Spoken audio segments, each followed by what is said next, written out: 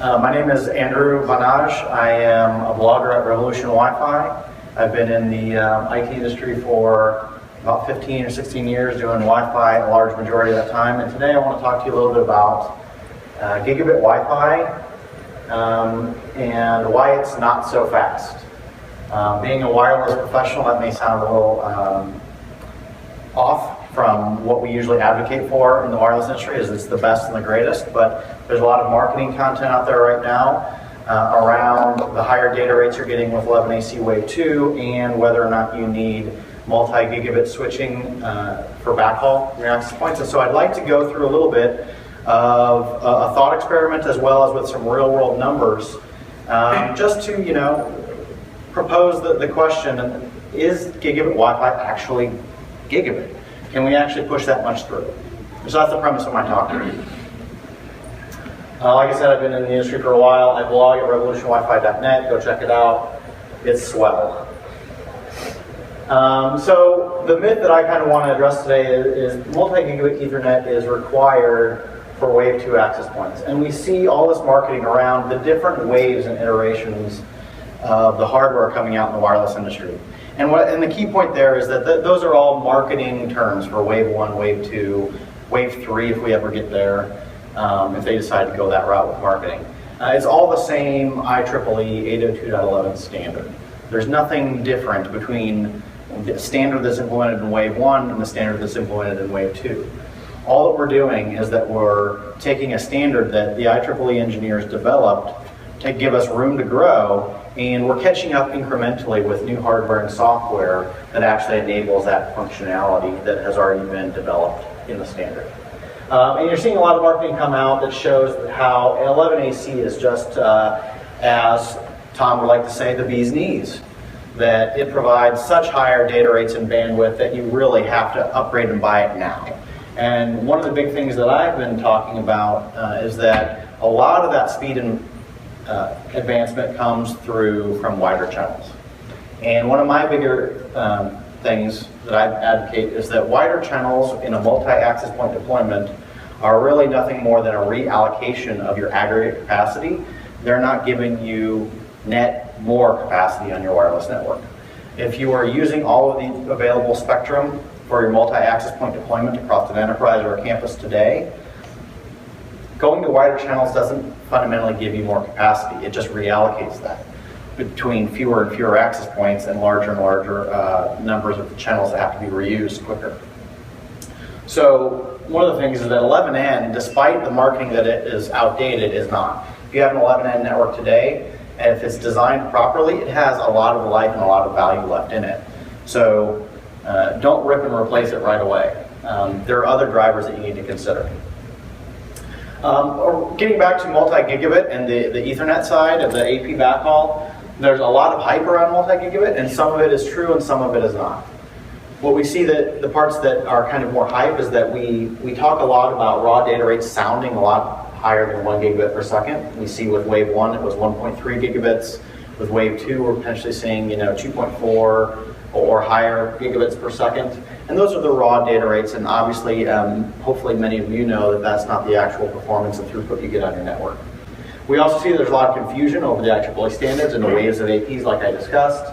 And we prey quite a bit in this industry, and it's something I think we need to get past, is that we prey on bad experiences people have had with underperforming networks, and our knee-jerk reaction in this industry is to throw more bandwidth at the problem. And that never solves the underlying issues. We just sweep them under the rug trying to throw more money at the problem. The actual appeal that we have with multi-gigabit Ethernet switching is that we can leverage existing Cat5 Ethernet cabling, which is going to be huge when you do need to leverage that cabling rather than rip and replace that. That is a very expensive facilities operations problem. So that will be a huge aspect for the multi-gigabit eventual deployment. And it's great to develop the standard now for when we actually need it. We want that standards development process to be ahead of our actual need for the technology in our organizations. So what I want to step back now is actually step back and take a look at some actual real-world performance numbers. These are not lab numbers.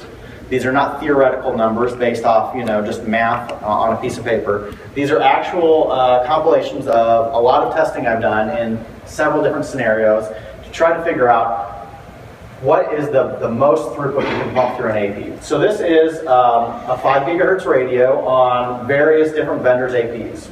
Some perform better than others. Some are 2-stream, some are 3-stream. Various different antenna combinations between 3 transmit streams and 4 transmit streams, for instance. But overall, I want to give you a feel for where performance was from wave 1 11 AC access points. And we see, so this is a distribution curve. It's percentile rankings of how often you can expect to achieve a certain throughput. And so on the far left, we have the low percentiles, 0, 1, 2% of the time you can achieve a certain very high throughput number.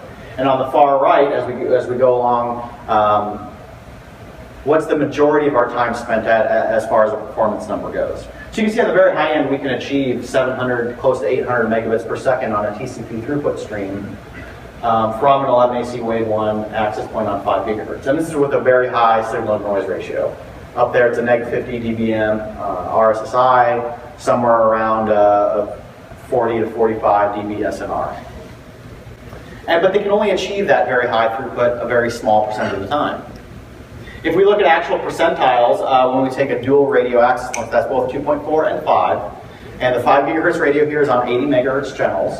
I feel that's a decent, if not aggressive, point of comparison, because 80 megahertz probably aren't realistic for most enterprise deployments.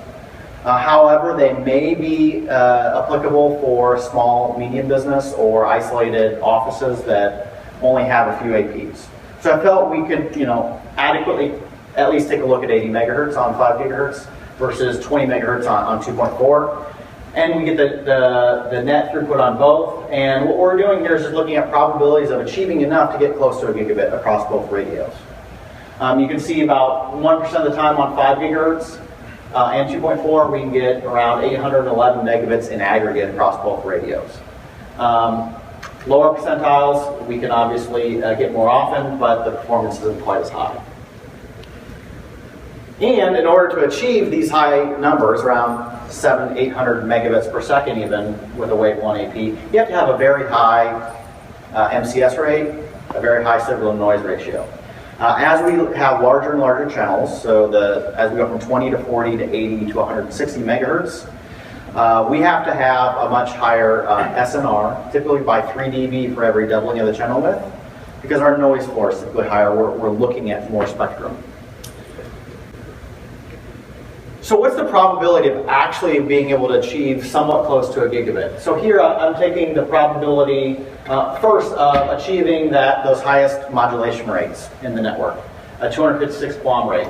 If we take that we're designing an assumption that we're designing our network to, let's say, a neg 66 dBm coverage threshold, which is a pretty good coverage threshold for capacity and voice and location services, which is, I would say, the benchmark nowadays. And we take an even client distribution throughout the environment of that access point, or throughout the coverage area of that access point. Only about 6% of clients are going to fall within that range to achieve the highest data rates. Let's also assume that we have all 3 spatial stream clients, because if we start introducing mobile devices like tablets and laptops, or tablets and smartphones, into the environment, that will reduce the overall aggregate throughput that access point can perform to. So we're assuming 100% 3 spatial stream laptops, the highest end clients, are pervasive in your network. 6% of clients are going to fall within that Goldilocks zone. And the percentiles for getting 580 megabits on 5 gigahertz radio and 150 megabits on a 2.4 radio are 10% and 13% respectively.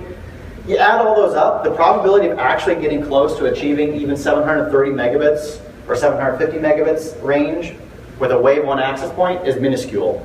It's a fraction of 1%. Does that sound like something you should be rushing out for and buying multi-gig switching for today? In my estimation, absolutely not. Let's take it one step further now. Has anybody heard an announcement for a software-defined radio from a certain big manufacturer, right? Now this one is not real-world testing, but I'm using a wave 1 access points, 5 gigahertz performance, because if I back up here, I actually did have a few wave 2 access points that I had benchmarked on 5 gigahertz as well. If we take the dual 5 gigahertz radio, both radios on an AP are operating in 5 gigahertz band for 11 AC speeds. And we say, what's the probability of getting 500 megabits per second across the radio? It's somewhere in the range of 16 to 17%. You take both of those radios combined, your probability went up quite a bit from a 2.4 and a 5 gigahertz access point. When we have dual 5 gigahertz radios, it actually goes from a fraction of 1% to about a 1% possibility that you could actually push gigabit throughput on that access point. And that's still assuming that you have all laptops that are 3 spatial stream capable, no tablets or smartphones on your network, and this doesn't factor in the offered load from those clients. And if I had more time, I'd get into how the easiest way or the most likely way to push highest throughput on an access point is actually lower density scenarios where you only have a couple of clients connected to an AP. When you get into higher density scenarios, you actually have more overhead traffic. You're going to end up with more congestion overhead as well. That's going to reduce your efficiency, and there's no way that you're going to come close. And most high density environments are also largely proportional with mobile devices. So if you factor in, do you actually have a use case for 1 or 2 or 3 clients on an access point to really push 500 megabits or more each in order to satisfy their user experience need? I haven't come across many applications that really need that much bandwidth or that users actually demand that much bandwidth through. So that is what I wanted to talk with you guys today. Just the reality around multi-gig Ethernet. You can't really push gigabit through an AP today. You could under a lab environment, but a lot of those situations aren't really realistic. You're not going to use 160 megahertz, and you're not going to have all laptops in your environment.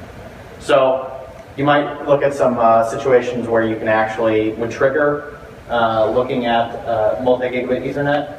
We talked about dual 5 gigahertz. WiGig I think is probably the biggest one on there. If we start to see WiGig capable client devices and access points, excuse me, we actually see a consumer WiGig access point and client today. Just announced the CES this year. So that might be a trigger. Otherwise, look at other switch replacement drivers in your network. Do you have enough PoE or do you have a natural life cycle occurring? That's all I have for you today. Feel free to come up to me if you have any questions afterwards, and I appreciate your time.